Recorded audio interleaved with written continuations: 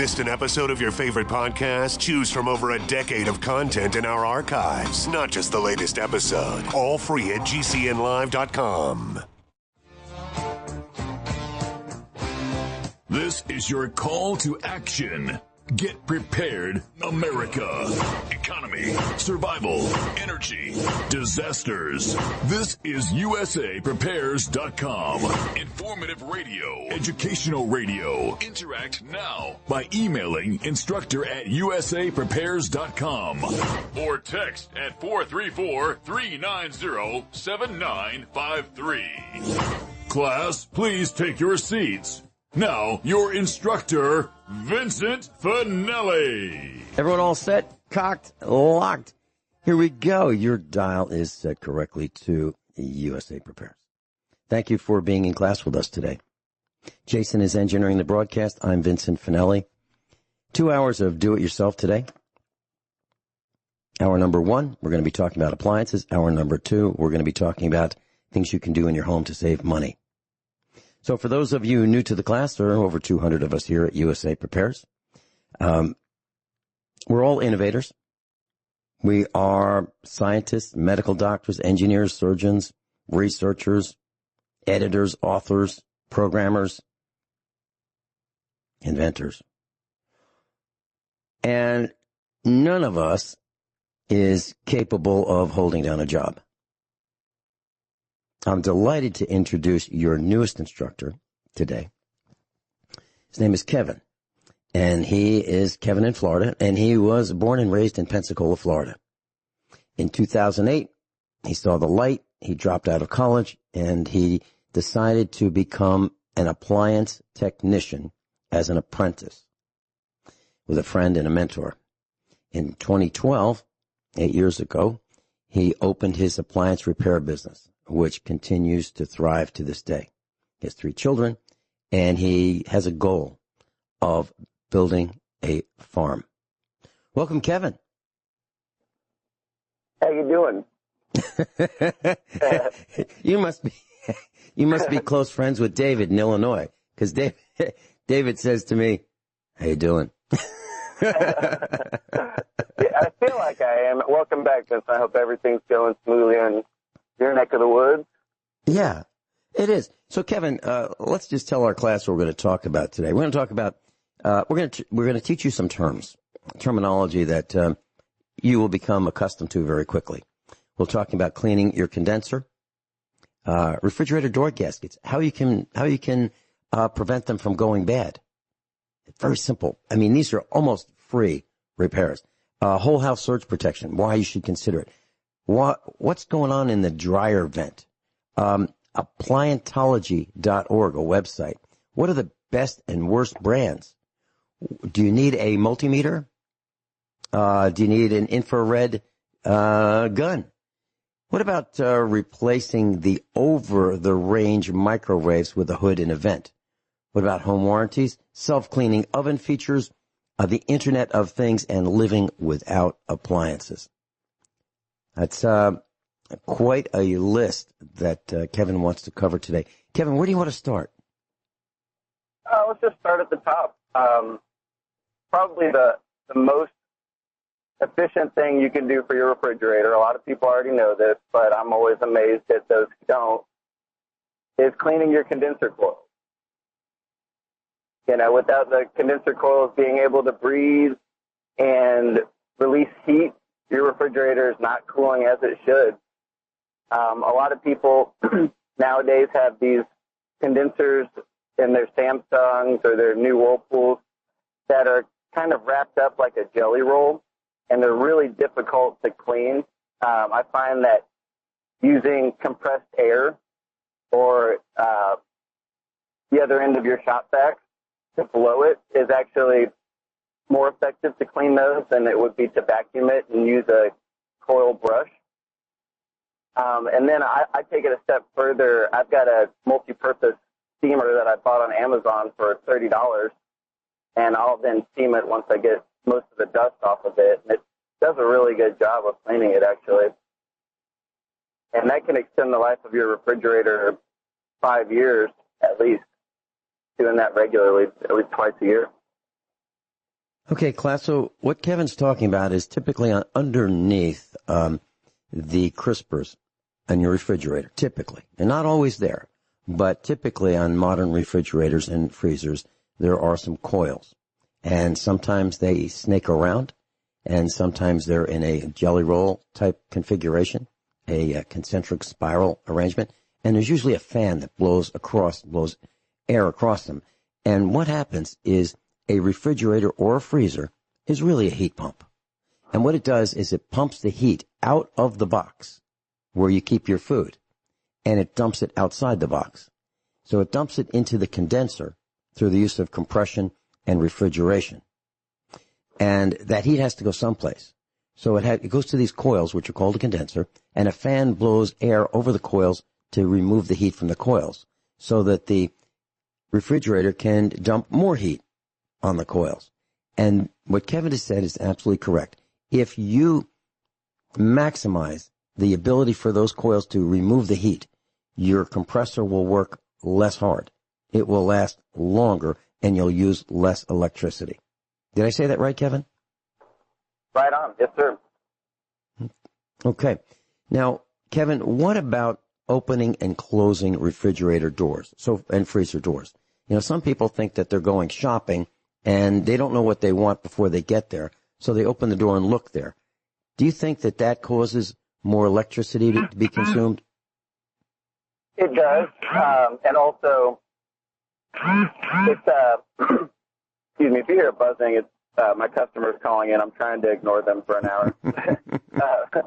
But it does. It causes also humidity to build up. And this is actually tied in with the condenser coil cleaning.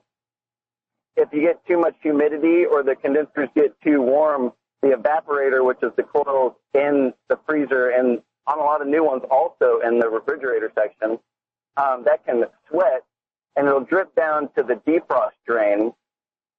The defrost system is utilized usually at least twice a day. It heats up the coils and thaws them out. And when you let warm air in too often or your condensers are too dirty, it sweats and it blocks up that defrost drain. And then I often hear it's leaking on the inside. I've got ice on the bottom of my freezer and it's leaking inside and coming down. So yes, you're right. Opening the refrigerator door too much is going to cause it to work harder. But that takes me to my next point, which is another really common repair I do, and that's well, they call it a condensation drain, but it's the defrost drain, freezing over. So what you can do with that, and again, a steamer is a great tool. I highly recommend looking online and purchasing one that's got great reviews, multi-purpose one, because what you'll then have to do is take everything out of your freezer and take a right angle on the tip of the steamer and thaw out that defrost drain. But that, that's going to save you probably at least $100 in repair costs having somebody else do it. So what happens, class, is there are little bits of food. Sometimes little pieces of broccoli will get in there, and then one piece of broccoli will find another piece of broccoli, and you might find some leaves of things or some dust. I don't know how it gets in there, but maybe the packages that you put in your freezer have a little bit of dust on them, and they end up in this freezer drain. And the idea is when the freezer defrosts, the water that is formed from the melting of the ice in the freezer, in the normal frost-free freezer mechanism, that water drips down to a pan underneath the refrigerator. There's a catch pan for it. And typically, the warm condenser coils in the bottom of the refrigerator are an integral part of that pan. And air blows across that water and evaporates it. So that way you don't have a flood. But if that little drain inside your refrigerator, and it's usually in the back of the refrigerator at a very low point, there's like a tray that collects the dripping water. There's a little hose that goes underneath the refrigerator box into the compressor area where the condenser coils are, and the water drips into that pan, and it evaporates. And it does it every day over and over and over. And as long as that drain is not plugged up, you won't have water on the floor. But if it does get plugged up, you will have water on the floor eventually. So, Kevin, how do we clean that drain and drain hose? So a lot of people use a heat gun or a hair dryer, but I actually wouldn't recommend that because of the plastics that you're heating up. And also, let's say you're trying to get underneath those coils and you're thawing out those coils. Well, water's going to drip into your heat gun and probably break your heat gun or worse. So I would really recommend all the self-reliant DIYers listening to this show, buy a steamer kit. It's a really good investment, a multi-purpose one, and you can sterilize your house with it. You can do all kinds of stuff, clean your clothes. I also should note on a lot of the newer refrigerators, there's this duct-filled tip that's inside of the defrost drain tube near the condensers, and what happens is dust builds up there, or it gets so hot it sticks together. And so you might be inside trying to steam out your defrost drain, and it's just not draining down. And that's because the plastic on the tube outside is stuck shut, or there's just so much gunk built up, essentially. So I know I'm kind of going all over the place, and people might not be able to visualize what I'm saying, but that's another issue. Go ahead. Think of it like this. Think of it as you've got frost on the back of your refrigerator, but you can't see it. And there's a heating mechanism that melts that frost. And as that frost melts, it drips down into a catch pan or a tray. And the tray is sloped so that it has a little hose to carry the water that drips into this funnel/drip tray down below the refrigerator where it evaporates. But that hose can get clogged. So, Kevin, do you use, what I do is I take a long tie wrap, a long, thin plastic tie wrap, and I gently wiggle it down there until I push through the obstruction, and then the water just runs right out. Have you done that? I've done that, but most often I don't find it's obstructed with any material as much as it is just ice built up over possibly months of humidity that gets in there and just layers up the inside of that defrost drain. What you can also do is take a metal coat hanger and cut off a good 3 or 4 inches and wrap a part of it around the heater and let that hang into the defrost drain hole. And so what that's going to do is transfer heat whenever that heater comes on and prevent that hole from hopefully freezing over in the future. That's a cool little trick. That's a great point. So, Kevin, it sounds to me like the whole problem with these defrost drains freezing over, which is a free fix if you want to do it yourself, class. Literally, it's a free fix. It actually will take you less time than calling somebody, waiting for somebody, and having them show up and then charge you $100. It seems to me like the whole problem is a design problem because it shouldn't happen in the first place. Is that correct? That's correct. And also door gaskets. We're talking about appliance repair. And Kevin, your newest instructor, actually he's bringing the age down, the average age down. He's in his 30s. And that's quite unusual for a USA Prepares instructor to be so young. But we're delighted to have him with us. Now, the call dropped and we don't know what happened. So I'm just going to continue with the schedule of what Kevin and I were going to talk about. Mostly Kevin, but I'll see if I can fill in for him. I'll do the best that I can. So you want to talk about refrigerator and freezer door gaskets. Now, these are flexible, pliable, plastic door gaskets. And what happens is, over time, that plastic becomes stiff and doesn't seal well. And inside this plastic door gasket is a magnetic strip. And the idea behind the magnetic strip is it adheres to the frame of the refrigerator. So it pulls the seal tight against the refrigerator. So theoretically, there should be few, if any, leaks. And leaks would cause moisture to enter the refrigerator box, which would cause moisture to condense and freeze and cause this frost buildup problem and the drains frosting over. So how do you prevent premature failure of these door gasket seals?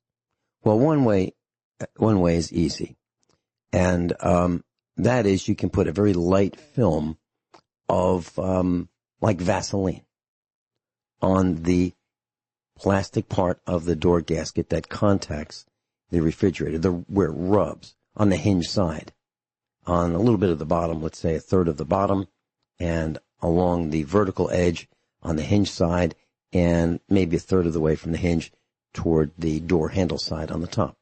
And that can help. Kevin's back with us. Kevin, I don't know if you heard what I said about the door gaskets, but did I say that properly, or did you not hear that? I caught part of it, and that's correct. Putting that layer of Vaseline around it is a great idea. It also wouldn't hurt if your refrigerator is, nearing 10 years old, to look into buying a backup refrigerator door gasket, probably for the fresh food area, because that's the most commonly used one. The price of these parts are just going up every day, as the supply lessens, and the door gasket can cost at least $100. So wow. It wouldn't hurt to have a backup one. and Kevin, so let's talk about this for just a second. Go off on a tangent. So if a person buys a new refrigerator starting right now, the year 2020, how long would a manufacturer typically have that gasket available? I would like to look into the laws in that, but I'll often see 5 to 10 years for parts. And the electronic Asian brands like Samsung and LG are most notorious for discontinuing parts the earliest. Something to consider when you're looking at those, especially when there's 5 different control boards. They're proprietary to each model, so there's not going to be a lot in supply, and therefore the price is going to be a lot higher. Mm-hmm. Have you noticed that with some of the Asian models of the refrigerator freezers, the side-by-side types, that the deli drawer, that drawer in the middle of the refrigerator that you might put packets of fast food ketchup in, or cheese, or salami, or something like that in there, little packets or packages of food items, that the Asian models don't necessarily have them as a standard feature. They're optional. Have you noticed that? I have noticed that. Yeah. Yeah. So I remember our daughter bought one of those Asian models. I don't know what got into her. Her side-by-side GE failed, and she was worried about the food in it, so she had to buy a floor model because they didn't have them in stock at Home Depot. And so she was showing me this really neat stainless side-by-side Asian refrigerator, and I said, where's the deli drawer? She said, oh, you're right. It doesn't have one. So I went to Home Depot, and the gal said, can I help you? And I said, yeah, I'm looking all over for the deli drawer. Do you have it? I'm looking all over for our deli drawer. Do you have it? She didn't know what I was talking about. And then she told me it was an option. Kevin and I will be right back after these few short commercial announcements. We're going to talk about whole house surge protectors, dryer vent cleaning, and the best and worst brands, etc. Class, Kevin in Florida is with us, and he's teaching us about appliances. And so far, the cost of these appliance repairs that we've talked about, the refrigerator door gasket, you probably have Vaseline in your house, and you're only going to use a very thin film. So that's almost free. Defrosting the drains, that's free. If you have a hair dryer, or you have patience and you want to wait for the ice to melt. Whole house surge protectors. Kevin, what are your thoughts? I actually recommend them to my customers anytime I have to replace a control board, because sometimes I can't tell if it was due to a surge. Oftentimes, if there's a new development in your area going on, they may not have properly grounded it at one point, and that could affect you. So at most hardware stores, you can find a whole house surge protector for as low as $50. And if you can install a breaker, you can install a whole house surge protector. There are plenty of YouTube videos on it. You take your multimeter, set it to voltage. Once you've taken the panel off, just confirm that you've shut off the power at the main box, which is at your meter. That's also where you'll probably find the breaker for the dryer and the oven, because those are on 240. So I'll often put those near the main meter box. So you shut that main power off to your house, and then you can go to your breaker box, which is usually in your garage or in your house, and install the whole house surge protector. And you just fasten down the neutral line and flip it back on. It should have a light that appears, usually green, saying that it's ready to go. It's really simple, and it's just an added insurance for all your delicate digital electronics in your house and your appliances.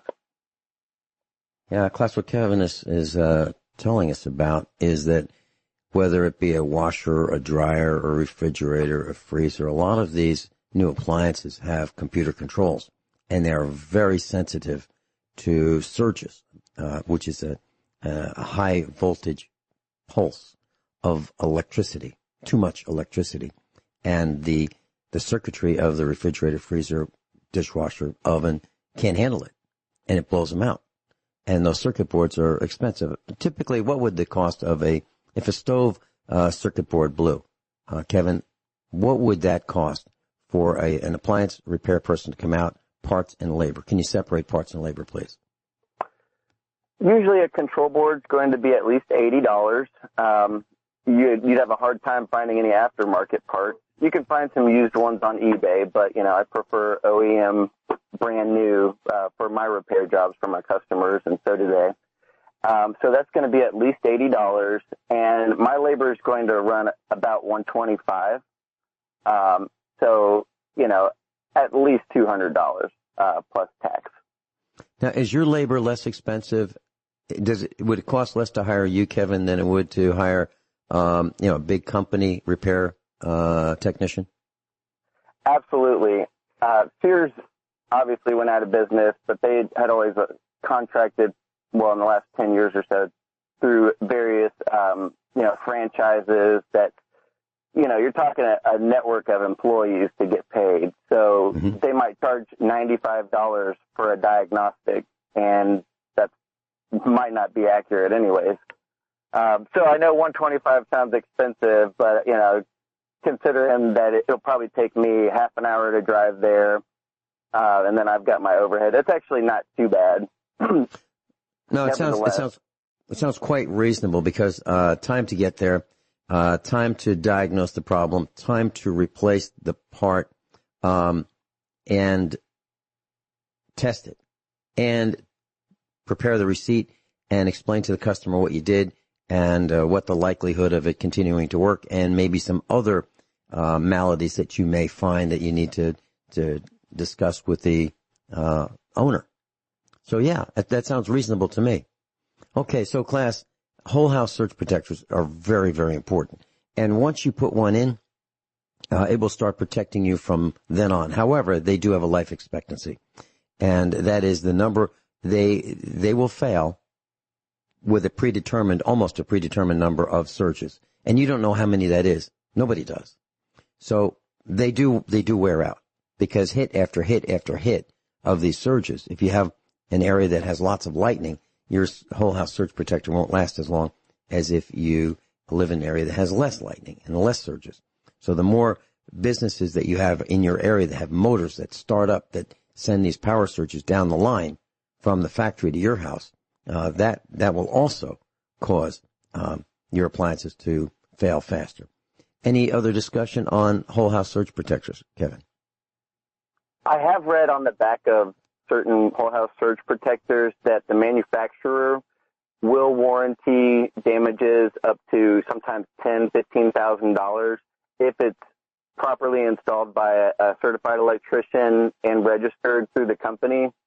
So that's something to consider. I would guess that an electrician might charge $200 in parts and labor, depending on the quality of the surge protector. But even though most of us enjoy doing DIY, you might be able to get some added insurance out of the manufacturer. I've never heard of anybody filing a claim, so don't quote me on that, but I have read that on the back of the packages. I have too, and I've seen, $10, $15, $25,000, but I've never heard of anybody making a claim. Okay, dryer vent cleaning. What's the big deal about dryer vent cleaning? Oh, it's crucial. So oftentimes, at least where I live, dryer vents can have 3 to 5 90-degree angles, go underneath the house through the slab, and be very low to the ground. And so rain gets in there, obviously dust, sometimes birds and building nests and everything. And I found a way to test your dryer vent pressure, which is quite easy. You've got a healthy set of lungs. If you put your hand in front of your face about 6 inches and blow as hard as you can, that's what the pressure of your dryer vent outlet should feel like. If it feels, much weaker than that, you probably need to purchase what is called a lint eater, and it's a device that's basically a snake with a few different attachments, with one of them being a bristle head, and you can attach it to your drill. A lot of people have probably seen them, and you can buy them at most hardware stores. And then you basically just snake it all the way through before attaching it to your drill. And then you attach an adapter, and this is all from the inside. You attach an adapter to the vent outlet, and the snake goes through one hole in the adapter, and then you attach your shop vac to that adapter, the plastic circular piece. And it wouldn't hurt, I should add, to take electrical tape and wrap it around each joint. If you could imagine, these poles are about 2 to 3 feet long, and they screw in together. Well, once you've got this, 12 to 24 foot of snake in there, in the vent, and you turn your drill on, you could start to twist it.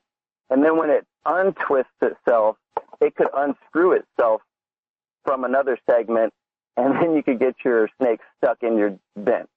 And that's going to be quite a hassle to get out. I've never done it because I've always done the electrical tape around the joints.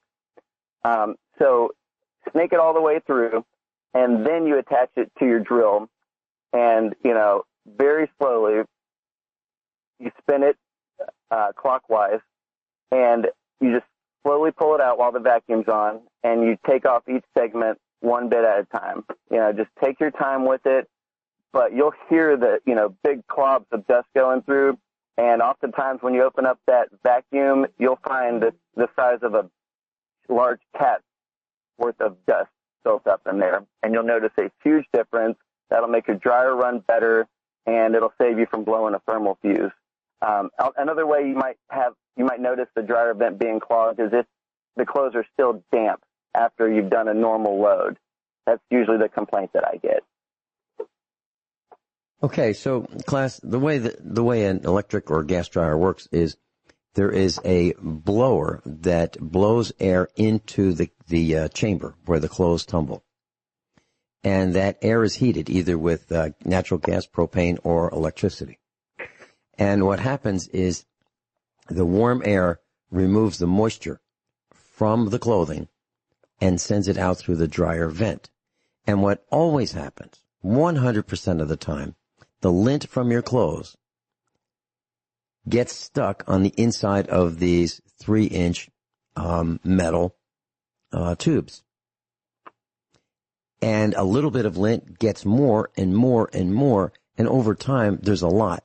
And there's so much lint that can build up over a period of just, let's say, 3 or 4 years, that it would probably clog most of the vent pipe. And another thing that causes lint to collect is the door, the vent door, the vent hood. There's a little flapper door in there. And what happens is lint builds up in that door, and then it prevents that flapper, which is outside the house, from opening all the way. When that happens, it causes more lint to get trapped inside in the pipe. So look outside at the vent hood and door and see if your vent is operating properly without restriction. Okay, and you can probably just easily remove that vent hood outside. And what I've done, Kevin, is I've taken a pole and attached like a coat hanger, and that doesn't fit tightly. And I just twirl it around inside for straight length from the outside, and turn the dryer on, and a cloud of dust will come out. So you don't want to be breathing all this dust. So make sure that you're prepared with face protection, eye protection, and maybe a little mask, respirator type mask. Have you ever done that, Kevin? I've never used that as a tool. I've always used the lint meter. It looks more professional too. No, I'm just kidding. Yeah. Well, yeah, and I'm sure you should do that. But I've never had one of those professional tools, so that's why I did it. But would you say that for about $30? And I should also add that dryer sheets are incredibly bad for you. And so all that lint in your dryer, if you use dryer sheets, you do not want to be inhaling that. It is really bad for your lungs. Okay, and did I say that correctly, that 3 or 4 years or so of using a dryer, there's going to be lint inside that pipe? You did, yes, sir. And I would recommend never blowing it, especially if you've got several right angles going through your vent system. And we're talking the vent system through the house, folks. There's also a lot of dryers that will have the lint trap inside when you open the door. It's going to be up front, and the lint trap's there. Those are very tight spaces, and you'll often find lint built up in there too. So you might want to take a condenser coil brush and take a thin vacuum head and go in there and get that lint out as well. But yes, you want to clean your dryer vents at least once a year. Yeah, and that's probably something that guy or gal at the big box store forgot to tell you when they sold you that appliance. They probably forgot, because I've never heard of anyone saying, yeah, I clean my dryer vent every year. I've never heard anybody say that, because they don't know that they should be doing that. Yeah. And if that thermal fuse fails and it gets stuck in a locked position, you can have a fire. Kevin's with us, and we're talking about appliance repair. And Kevin is your newest instructor. Kevin, we've gotten through only about 40% of what we're going to talk about today. Do you want to talk about the best and the worst brands? Do you want to talk about appliantology? Where would you like to go in the 6 or 7 minutes we have remaining? I would like to talk about appliantology. So we'll take it to the intermediate to advanced level here, assuming that most of our listeners have multimeters and know how to read them, know about amps, voltage, wattage, resistance, but you don't know the specifications you need to test for in particular loads or parts that might fail. So let's say you look around your appliance and you try to find that service manual, but on a lot of new appliances, there aren't even hard paper copies of service manuals. What do? Well, there's a website called appliantology.org. That's APPLIANTOLOGY,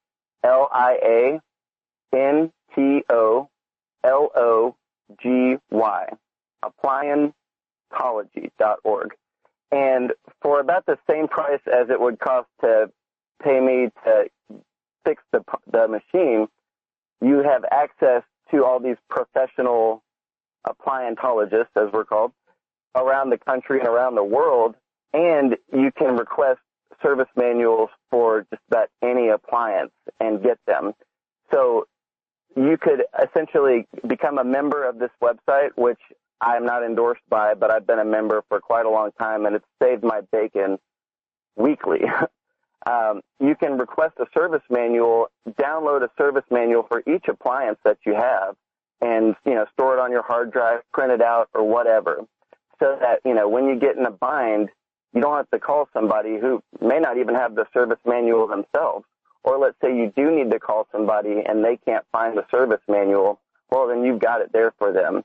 And, without having the schematics, wiring diagrams, flow charts, you're going to have a hard time testing specifications to know if that part's really bad. And there are some really good parts websites that you can utilize, and they'll, give you a percentage of, or the odds of it being a bad part. But, let's save yourself the time and the money and get that appliance going. Get an appliantology website, appliantology.org membership if you can, or at least give it a trial. And you'd be really surprised at the wealth of information you can find on that website. Kevin, let's see if I've got this right. So appliantology.org, diagrams for heaters, microwave ovens, dishwashers, washing machines, dryers, stoves, air conditioners, etc. All of it? I don't usually work on HVAC systems or heaters, so I can't say for sure, but any major kitchen and laundry appliance, you can find a diagram for on that website. Yes, sir. Okay. So as simple as this, class, if you have a KitchenAid mixer, one of those $200 on-sale mixers, and it starts doing things like changing speeds automatically, and you don't want it to do that, you can find out what to do get some help from the internet, appliantology.org. Kevin, best and worst brands. I mean, I've got my favorite worst brands. What are yours? Well, hopefully this doesn't make us liable for it now. Oh, don't worry about it. It's on me. I know. Yeah, it's on me. They've all got their own Achilles heels when it comes to models. The worst that I've found are absolutely Samsungs across the board. Sorry, I know they've sold a lot, and most people probably have at least one if they didn't know any better. But they discontinue parts pretty quickly, like I said, and they just rush to market, and they make avoidable mistakes. And oftentimes they really snowball. For example, they put a ice maker in a fridge compartment, and they didn't completely seal this compartment from the fresh food area. It lets moisture in, and then it breaks the ice maker, the auger for the dispenser, the fan motor, yada, yada. It ends up being $500 in parts. Huge mistake.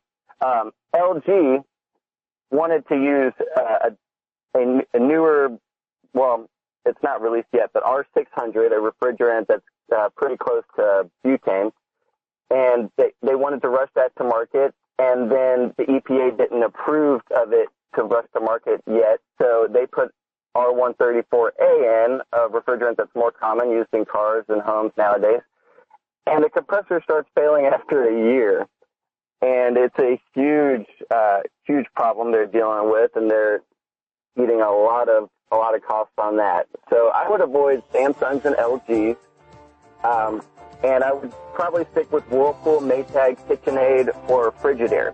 GE has gotten sold to Haier, a Chinese company, and I wouldn't recommend them either.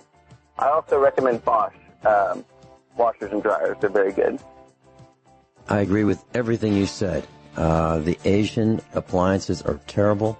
Our daughter bought one, and she said, "Dad, you left the refrigerator door open." It was a side-by-side. And I said, "No, I didn't." She said, "There, it's open."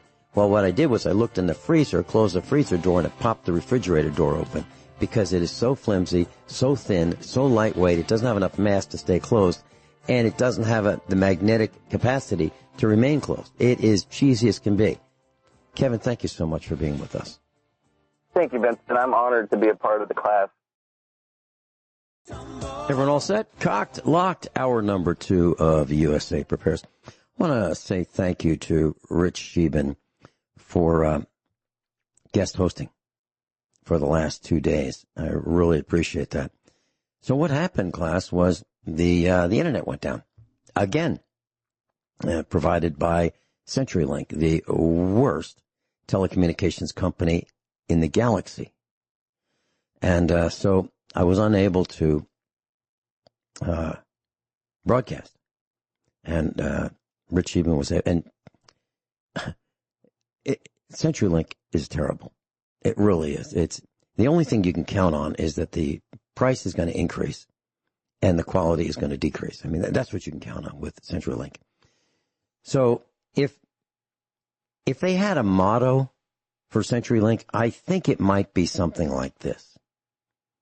We make third world telecommunications look good. I think that should be their motto. But I really appreciate what Rich Sheevan did filling in for me. This hour, we're going to be talking with Cathy in Ohio, and she's going to share with us tips that she's learned. We're going to talk about how to save money and things that you can do for yourself. So this is a 2-hour do-it-yourself broadcast. Welcome, Cathy. Hi, Vince. Good morning.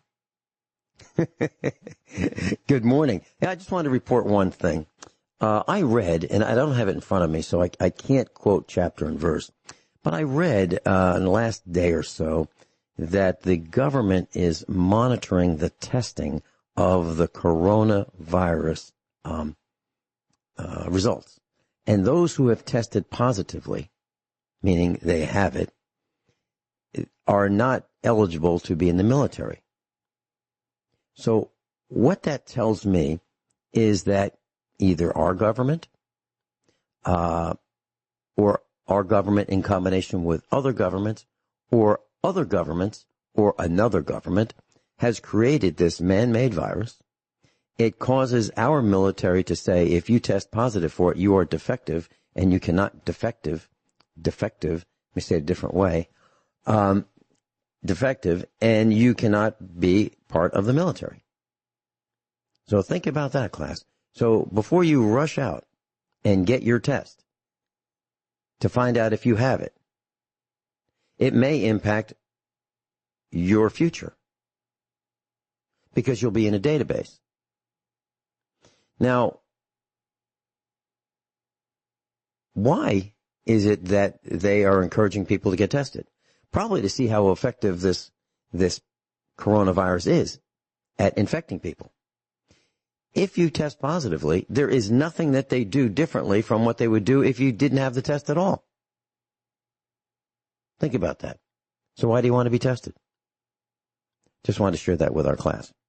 Any comments on that, Cathy? Oh, I agree. And when you think about the little swab that they put in your nose, they have your DNA, and I'm sure all that goes in a database too. Absolutely. Absolutely. So we just want to share that with you, class. So, Cathy, what's on the list for today? What will you be sharing with us? Well, I thought about it all week, and I have quite a few things that I had written down that I have either observed or I've done. I'm trying to get across things that maybe you can help preserve your clothes. Maybe you can help to find fabric or use things that you already currently have if you need it. So I have like those types of things. I do have a little bit of a sewing thing, a very basic thing that I can bring up if somebody is interested in, like, how do I begin type thing. And I've been sewing since I was 12, and I'm 62 now, so that's 50 years. And I've made a lot of mistakes through the years, but it's mostly I've learned just by doing. But I feel like a couple things I wanted to say real quick. Last week, I was at a garden center out in a county at a Walmart, and it was a rural county. And I happened to walk through the store, and I went through, they have a small fabric department. It's probably 3 or 4 aisles, and it was literally almost bare. There was probably 8 bolts of fabric left, partial bolts. There were no threads, no buttons, no safety pins, no elastic, no needles, nothing. It was gone. I don't know if they can't get anything. So then when I got home, I called our fabric store that we have in town, and I said, do you have elastic? She said, no.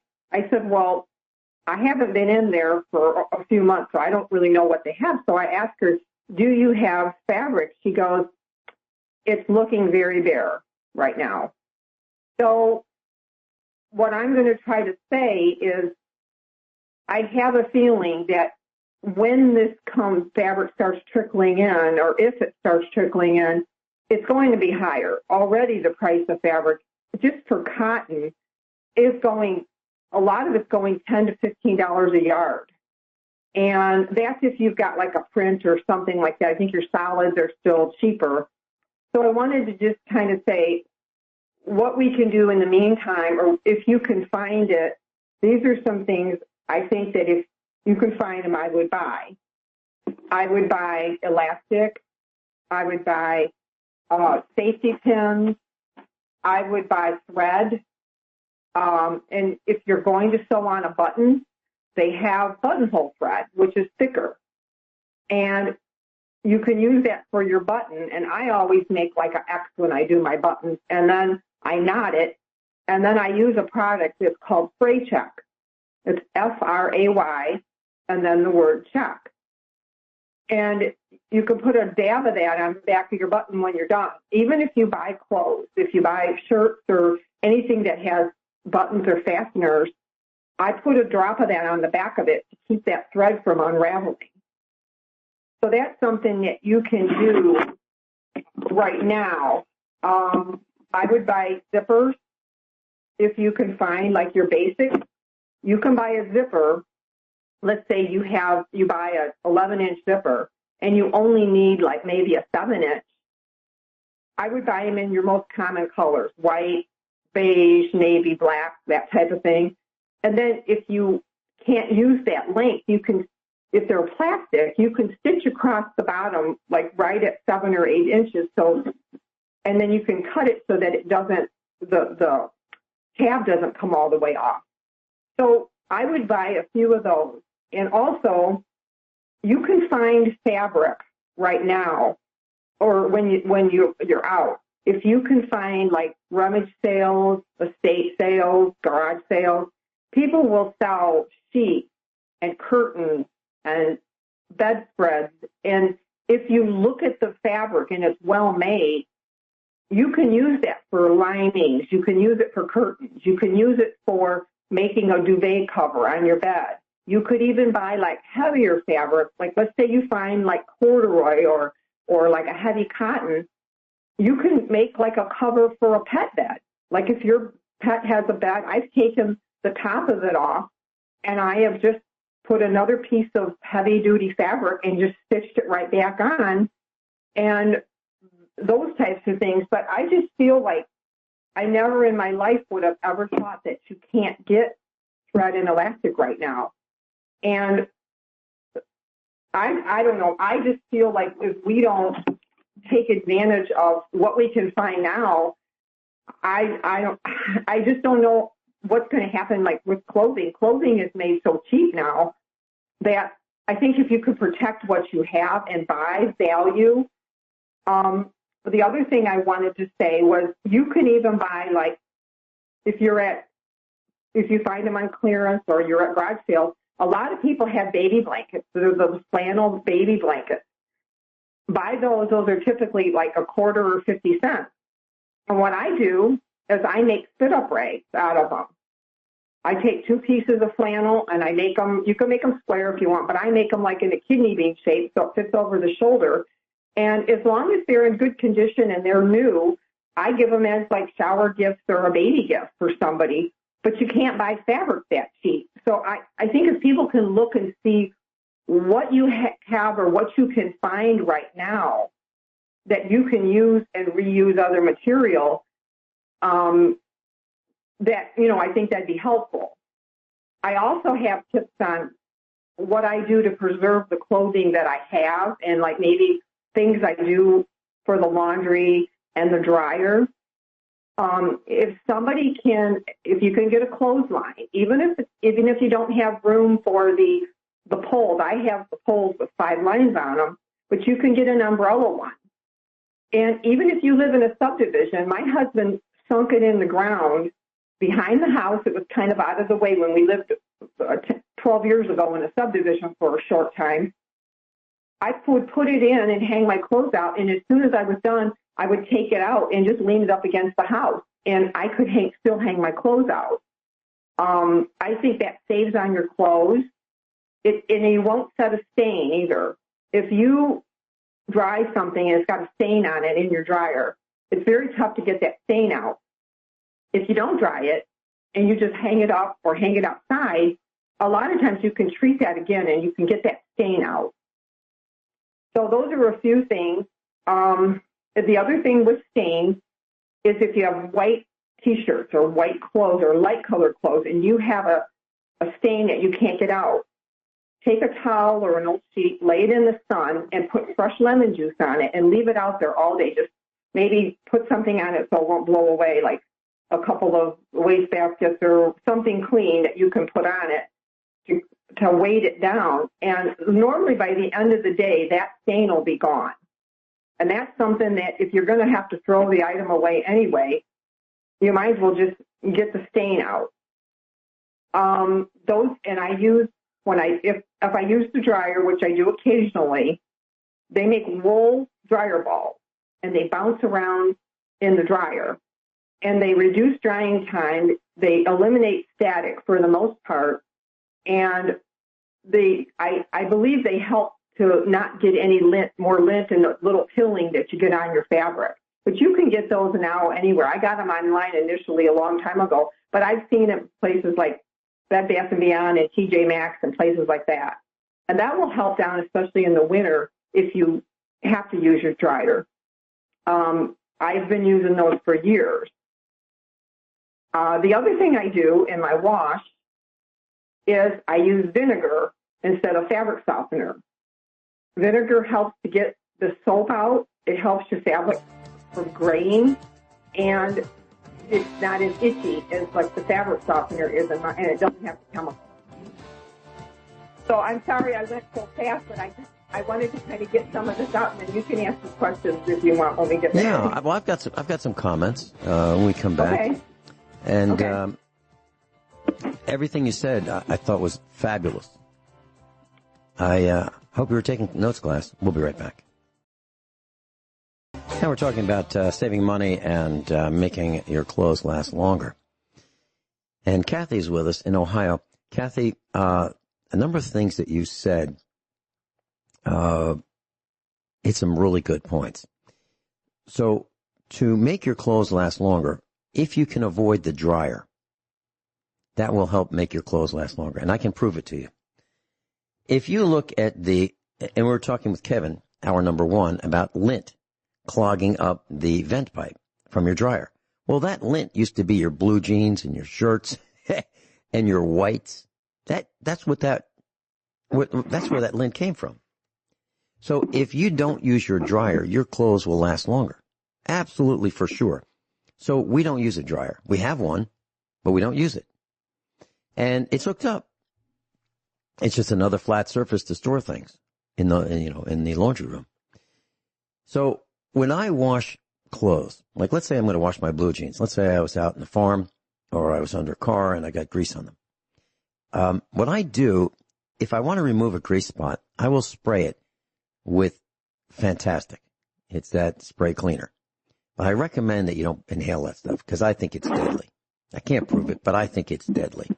So maybe use that outside. Let it set, the Fantastic set for, 5 minutes, and then put the clothes in the washing machine. And we only wash with cold water. We don't wash with hot water. Why? Because it costs money to heat water. So we don't use hot water. We just wash in cold water. And when I wash blue jeans, I wash them inside out. And I wash them for about half of the normal cycle. So let's say the normal cycle is 10 minutes. I would set the timer for the blue jeans on 5 minutes. And I wash them inside out. And when you wash them inside out, they stay blue longer. Now, I don't like faded, ripped, shredded blue jeans. I think they look worn out that way. And I'm not interested in style, so I don't have to look like a bum and pay extra to do that. So what I do is I like my blue jeans dark. Dark blue, like they used to be. And when you wash them inside out, the agitator doesn't beat the dye out of the blue jeans as quickly. So that's another thing that you can do. Let's see.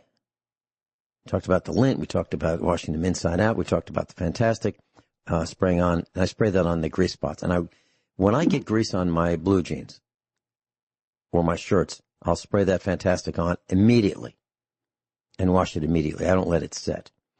Any comments on that, Cathy? Oh, yeah. I haven't tried the Fantastic. I will. I use Fels Naphtha, too. It's $1 a bar, and it's really good for grass stains, dirt stains, not grease as well as others. But if you wet the fabric and you just kind of rub the Fels Naphtha on a stain, and then you take like a soft brush and just gently, work it into the fabric and let it set for 5 minutes, that gets a lot of stains out too. And I agree. I do the same thing with blue jeans. I turn those inside out. And when I hang them outside, then they're inside out so they don't get bleached out then too. Right. And they dry faster.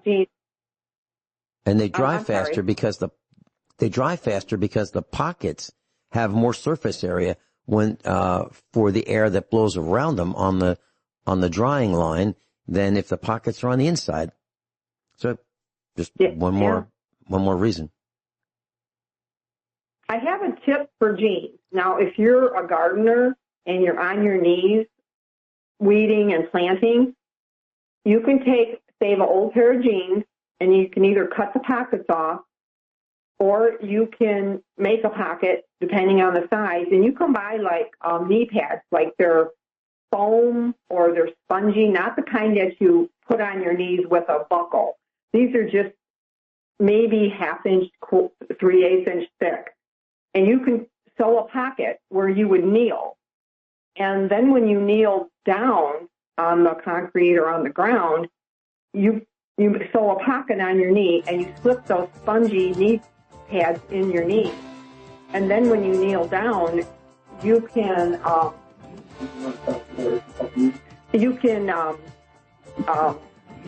then you don't hurt your knees then.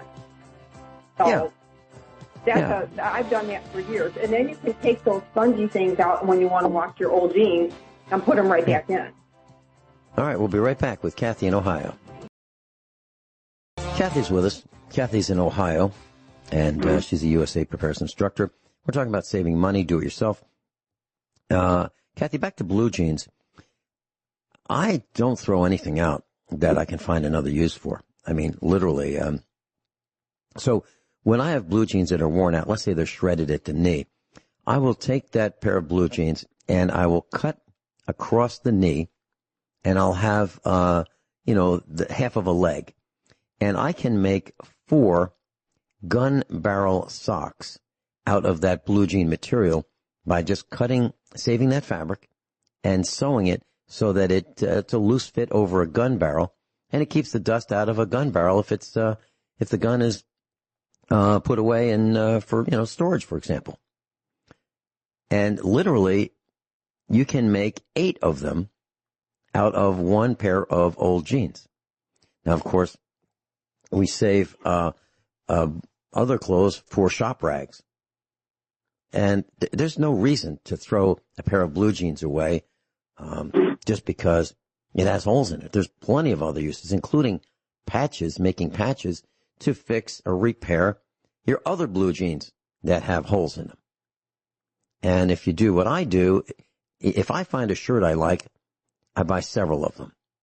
And so now I have several shirts, and when the first one wears out, I keep the buttons from that, and I keep the shirt, so I have fabric if I need it for something else. But I don't throw buttons away. And what you can do, where'd this come from? Most came from the Great Depression, the first Great Depression. My grandmother saved all the buttons. And the way you keep them together, rather than throw them in a jar, I mean, you can throw them in a jar, but if you want to keep them together, you can take a piece of thread, if you can find it, and thread through all the buttons and keep them all together. So the cuff buttons, the collar buttons, the main buttons on the shirt, and just keep them all together. And then once they're all tied together with a piece of thread, then you put them in the jar. Cathy, your thoughts on that? Yeah, you can do that. I have done that, and I've also had some that were maybe smaller, And you can buy them real little Ziploc bags, and then you can put a label on, like, where you got it off of, what item you got off. Like, you could say, okay, this red flannel shirt. That way, when you go to look for them, you can say, yep, that's the one. I save buttons, too, and buttons are extremely expensive right now. And talking about blue jeans especially, what I have learned is if you zip up the zipper and put the little tab down and you button it, it will help, because if that metal zipper is agitating and it goes against the other fabric, it can wear on another fabric, whether it's like maybe you got your T-shirts in there or your flannel shirts or other jeans. So I zip up the zippers on anything that has a zipper and button it, and it helps to keep it shaped. Plus, you don't rip your other fabric, because I have had that happen. Like, I couldn't figure out where I was getting these holes, and I had one particular pair of jeans that it was like a sharp edge on there. So that. Oh, absolutely. That is absolutely. And hooks and eyes, too. If you have hooks and eyes, try to do that, because those can catch on maybe a delicate item. Mm-hmm. The other thing I wanted to say was, if you have an iron, I have a good iron. It's a Rowenta, because I sew and I need extra wattage. But in the manual for a Rowenta, you're not supposed to use distilled water, because there's something inside of it. So you have to use spring water or things like that in it. But when you get done using it, any iron, from my understanding, you're supposed to dump all the water out and make sure it's all out.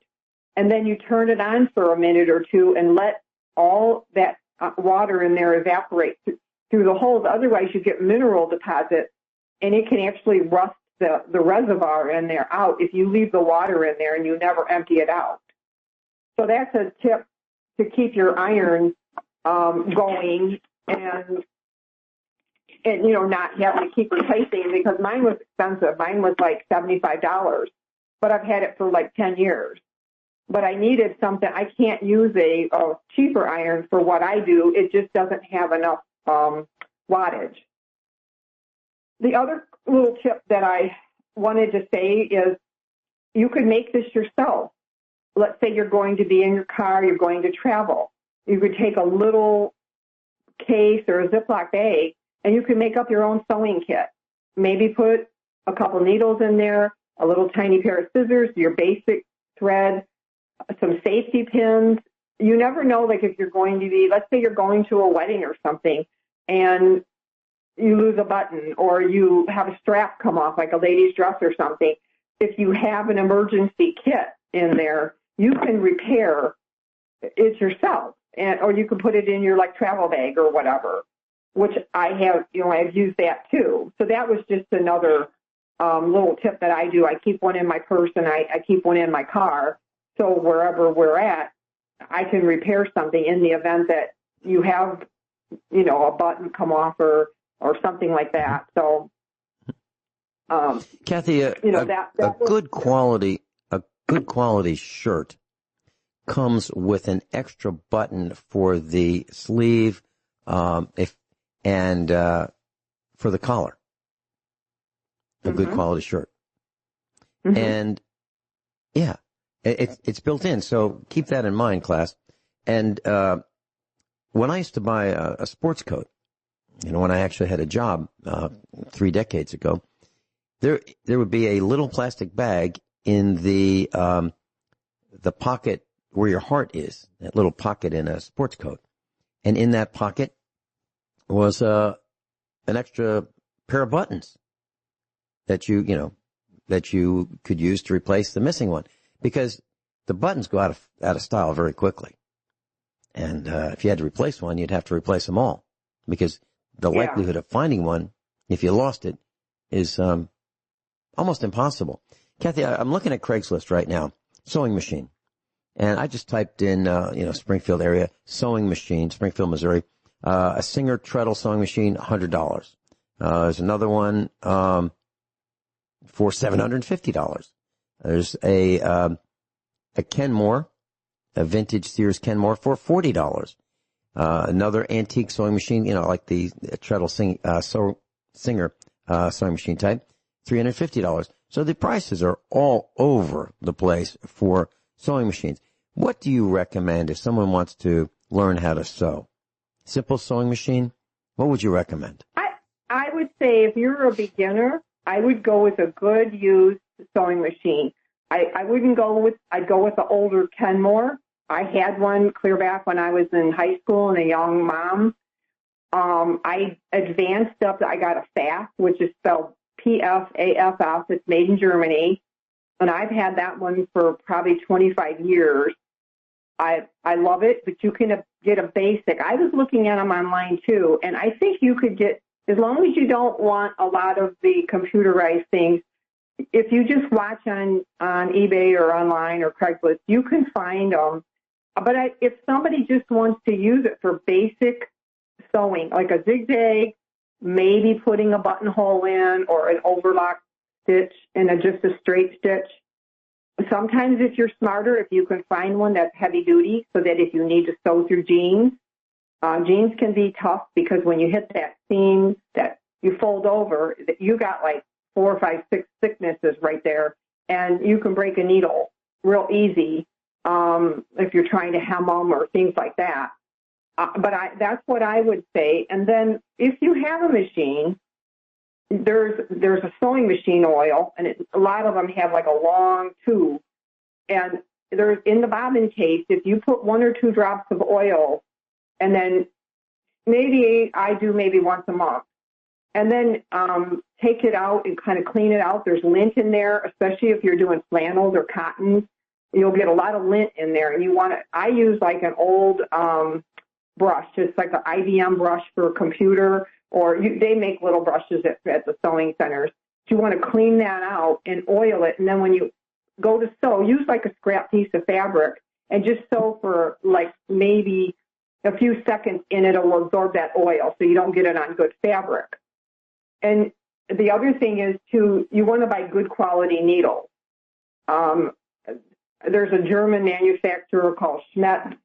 That's a much better needle. If you can find it for your machine, it lasts longer. It's got a sharper point to it. But if you can learn from anyone from experience, just basic things. One of the things I do, if I buy a set of sheets or towels, I'll bring it home and I'll match the color on the edge with whatever color it is, and I'll just stitch a straight stitch all the way around it. Because a lot of these places now, they don't backstitch. So after a few washings, once it comes done and starts raveling, if you don't catch it, it's tough to fix it. Or they use a chain stitch, which if it gets caught, it just pulls the whole hem out. They do that a lot on dresses and even on sheets and towels sometimes. So I go around all my towels and sheets or anything that has like a hem, and then I reinforce it. And then you're not spending your time repairing it or throwing it away. So I've done that with even like tablecloths, or let's say you have a bottom of a shirt that you're going to wear a lot. You don't have to do the whole thing. You just do like the edges, even just so that seam doesn't come out. And then if you don't catch it right away, then you go look, and now you've got like a 1/2 inch ravel right there. And it's tough to fix it unless you can shorten it or something. But if you can just learn basic skills, there's so much you can do. I have saved more money on my sewing machine than probably, and well, I can't say more, but as much as cooking. Those 2 things I've been able to save and make things. Like, here's an example. Let's say you're at like a garage sale. I had one time where this lady had a beautiful black velvet formal dress, and she didn't want it. She sold it for $2. And it had beautiful beading on it. It had yards of black velvet. I bought it for $2, and I'm going to use that black velvet to make something else. Or sometimes somebody will have a stain on something, and maybe you just look at it and go, well, I could take that item and I could make curtains from it, or I could make placemats out of it, or I could make cloth napkins out of it, or use it for the back of a quilt. I mean, I think if you can just think like, or a shirt, like you can make a little dress for a little girl out of one like flat sheet. You could have more than enough. And if you find them at on sale at a good price, or at garage sales or rummage sales. But fabric is expensive now, and it's more expensive, I believe, for a lot of things now to buy the fabric, because it's just gone up horrible. It used to be when I learned how to sew, you could make things cheaper, but now the cost is just for fabric is really high, and the notions are very high too. If you buy thread, if you buy your basic colors, I would say like white, black, navy, brown, grays, beige. Some of the spools are bigger, and they'll have them in different spots, but sometimes there's 500 yards on one spool as opposed to the 200 on the other. And most of the time they're the same price or just a little bit higher. So that's another tip that you can save some money. We're going into a break, Cathy, and when we come back, I'd like to mention what I found out about those Kenmore sewing machines. And I've used them. We'll be right back. Cathy's with us. She's in Ohio, and we're talking about saving money and clothes and sewing machines and so forth. And I worked on a Kenmore sewing machine back in the 1960s. My mom bought one, and I was fascinated by how complex the mechanical operation and design of an electric sewing machine is. It's incredible. So if you happen to buy one, there's one from the 1960s on Craigslist for $40 in Springfield, Missouri. I'm not saying go to Springfield, but I'm sure you'll find one in your area if you want to buy one. If you buy one of these vintage Craftsman machines, Kenmore machines, you'll find that it's probably made in Japan. And it was a high-quality machine. There's no question about it. But before you use it, and before you just plug it in and start using it, oil it. And there are 2 screws on the top, and you remove those screws, and you'll see these painted red holes with red paint around them. And that tells you that is where you put a drop or 2 of oil. Now, you used to use whale oil, like the animal whale. And the whales were killed, and their fat was turned into oils for lubrication. And you could probably use a non-detergent SAE 30 oil. That would probably work just fine. Or a lighter oil, maybe an SAE 10 non-detergent if you could find it. And you can buy it in quarts. Or you can buy sewing machine oil. But the Kenmore was a fabulous machine. Of course, Singer back then was number 1. And I just ran into the living room during the break. And we have a sewing machine, and it's branded Domestic, Domestic. And that was made by a company and branded Domestic by Sears Roebuck and Company starting in 1911. So the one we have is probably a little newer than that. It's probably only 100 years old rather than 110 years old. But there are plenty of mechanical sewing machines. Now, this is a treadle machine we have in our living room. So you operate it by foot power. You put 2 feet on this treadle. You push down with, let's say, your right foot, and then you push down on the treadle with your left foot, and that actually makes the sewing machine operate. And it has a leather fan belt, if you will, to operate it. So I can't see any reason why a mechanical one wouldn't be just fine, as well as if you're beginning. And I've sewn with both of them. And now I'm not a seamstress by any stretch of the imagination, but I have used them. Why? Because I was fascinated by the mechanical intricacy of a sewing machine. And if you think I'm kidding, just go look at one, and you won't believe how complex these moving parts are. But make sure you oil it before you use it. So I'm thinking you can probably get one for $40 or $50 if you want a used sewing machine, whether it be an electric motor or a treadle. And a lot of them even have the tables that come with it. I mean, it's all ready to go. Cathy, your thoughts on any of that? Oh, yeah. I think you're absolutely right. I think the quality, I don't have a new machine, and I haven't really checked them out, but I think the quality of the older ones, especially like the old Kenmores, maybe the old Singers, those types of things, if you can get your hands on one of those, that I would say just get it, because you're not going to be sorry. And you're right. I had a sewing machine table, and nobody wanted it. I just ended up donating it because I had 2, and I didn't have room for it. And nobody wants them. There's a lot of people who don't sew anymore, and it's a shame. I mean, you don't have to sew to make clothes if that's not your thing. But if you can sew to repair and to preserve what you have, But I agree, the older machines and the oiling and maintaining them is absolutely, I think that's why mine's lasted so long. It's because I regularly check it and clean it and oil it. And those types of things. And I think you should consider not getting a sophisticated one, which is what Cathy was saying. One that has a lot of computer controls. For your first one, I think the buttonhole and the zigzag and the straight stitch, that's pretty, I'll bet you, Cathy, that'll do 90% of what most people would need. Would you agree with that? Oh, yeah, absolutely. Absolutely. I would agree with that wholeheartedly. If you're beginning, you don't need, I would do basic.